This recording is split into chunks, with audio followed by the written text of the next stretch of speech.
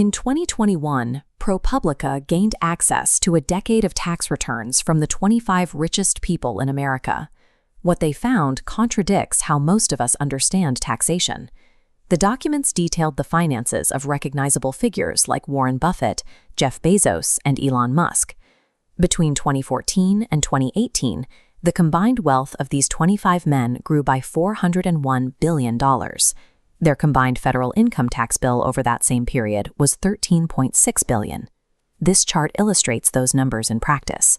$13.6 billion paid on $401 billion in growth is a true tax rate of about 3.4.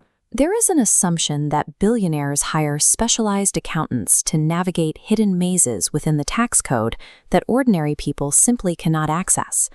Look at Elon Musk's official compensation from Tesla. His actual taxable salary is exactly $1. Yet during the exact same period, his net worth climbed by tens of billions of dollars. If the IRS relies on taxing income and an individual's official income is effectively zero, the standard rules of taxation stop applying to them entirely. A founder typically doesn't take a high salary. Instead, they accumulate wealth by holding shares in the company they built. This graph illustrates what happens when those shares skyrocket in value. If Tesla stock goes from $10 billion to $200 billion, that increase is called an unrealized gain. The wealth exists, but strictly as a number on a screen. Notice the second line that appears at the bottom. As long as that wealth remains unsold on paper, the IRS records zero taxable dollars. A number on a screen cannot be taxed the same way a paycheck can. Eventually, though, an individual worth $200 billion on paper needs actual cash to buy a house, acquire a company, or fund their lifestyle. The obvious move is to sell some stock, but selling is exactly what triggers the capital gains tax. Generating spendable wealth at this scale requires finding a way to get the cash out without ever hitting the sell button. Instead of selling the asset, they use their massive pile of unsold stock as proof they are good for the money. They borrow against it. Think about a home equity loan. You don't sell your house to get the cash. The bank lends to you because the house guarantees the debt. This is the exact same mechanism, scaled up to billions of dollars in corporate shares.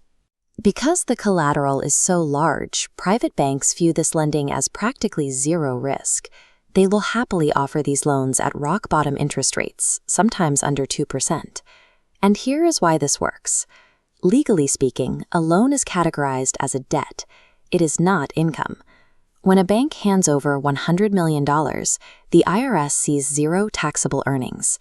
That is real, spendable cash with exactly 0% tax owed on it. This allows founders to buy estates, fund ventures, and acquire companies, while keeping their official taxable income near zero.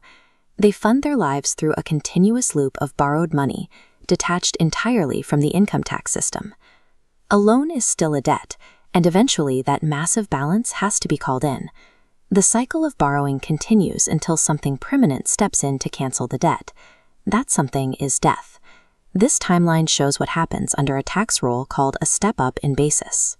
When an heir inherits the stock, its taxable value resets to what it is worth on the day you die, completely ignoring the decades of historical growth.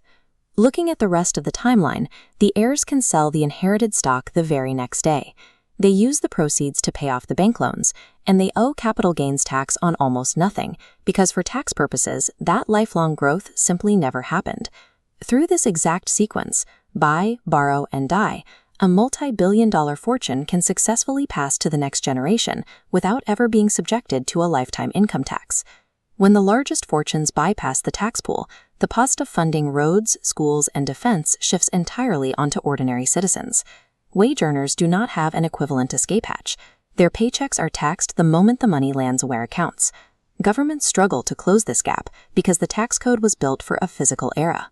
It was designed to tax money when it is earned or sold, not to handle immense, illiquid digital wealth that never converts to cash. Which leaves a final question.